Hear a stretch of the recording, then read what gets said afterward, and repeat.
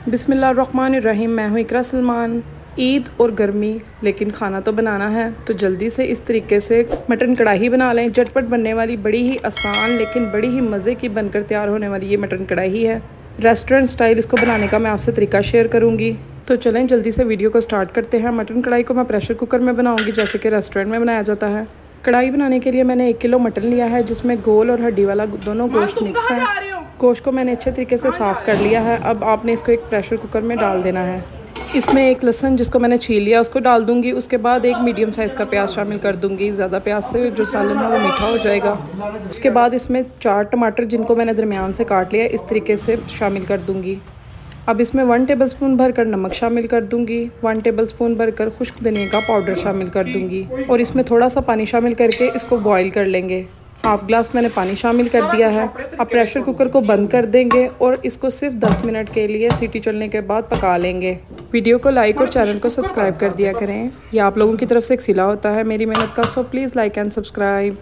यहाँ पर 10 मिनट हो चुके हैं। प्रेशर कुकर को खोल देंगे। मैंने सारी एयर को बाहर निकाल लिया था। फिर इसके बाद सीटी को उठाएंगे। ये देखें 10 मिनट में ये इस कंडीशन में आ चुकी है। 80% कुक हो चुका है गोश्त और 20% को हम मसाला भूनते कुक कर लेंगे। चलें जी, प्रेशर कुकर से सारा जो गोश्त है उसको हम कढ़ाई में निकाल लेंगे। उसके बाद टमाटरों के छिलके रिमूव कर लेंगे। जब सारे टमाटरों के छिलके रिमूव हो जाएंगे उसके बाद हम इसमें ऑयल को शामिल कर देंगे। मैंने यहाँ पर हाफ़ कप ऑयल लिया है। 1 टेबलस्पून भरकर लाल मिर्चों का पाउडर शामिल कर दूँगी। थोड़ी सी हल्दी शामिल कर दूँगी। हाफ़ टेबलस्पून ज़ीरा पाउडर और हाफ़ टेबलस्पून गरम मसाले का पाउडर शामिल कर दूंगी। बड़ी ही जायके वाली खुशबू वाली इन मसालों के साथ जो कढ़ाई बनकर तैयार होगी।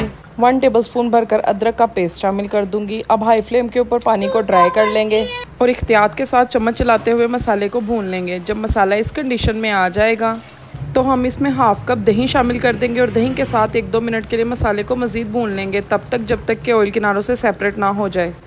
ये बड़ी ही मज़े की और आसान तरीके से बनने वाली मैंने मटन कढ़ाई की आपके साथ रेसिपी शेयर की है। मैं आपको हमेशा वही रेसिपीज़ बताती हूँ जो वाकई वर्क करती हैं और जिनको बिगनर्स भी बड़ी ही आसानी के साथ बना सकते हैं। चलें जी, अब इस स्टेज पर आकर आप अपने हिसाब से ग्रेवी को सेट कर सकते हैं। मैं इतनी ग्रेवी रखूँगी, अगर आप मज़ीद ड्राई करना चाहते हैं तो कर सकते हैं। ये देखें गोश्त भी बिल्कुल नहीं टूटा, चाप हर चीज़ अलग अलग है। चलें जी, अब बारीक कटी हुई हरी मिर्चें शामिल कर देंगे और बारीक कटा हुआ अदरक शामिल कर देंगे। इन दोनों चीज़ों से जो कढ़ाई का जायका मज़ीद बढ़ता है और मज़ीद खुशबू इन्हेंस होती है।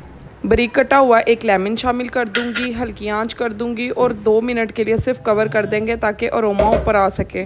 ये देखें माशाल्लाह माशाल्लाह से 1-2 मिनट में ही बड़ी ज़बरदस्त जो तरी है वो ऊपर आ चुकी है, अलग हो चुकी है। बड़ी ही ज़बरदस्त खुशबू वाली जायके वाली मटन कढ़ाई तैयार है। अब आपने ईद पर इसको ट्राई ज़रूर करना है।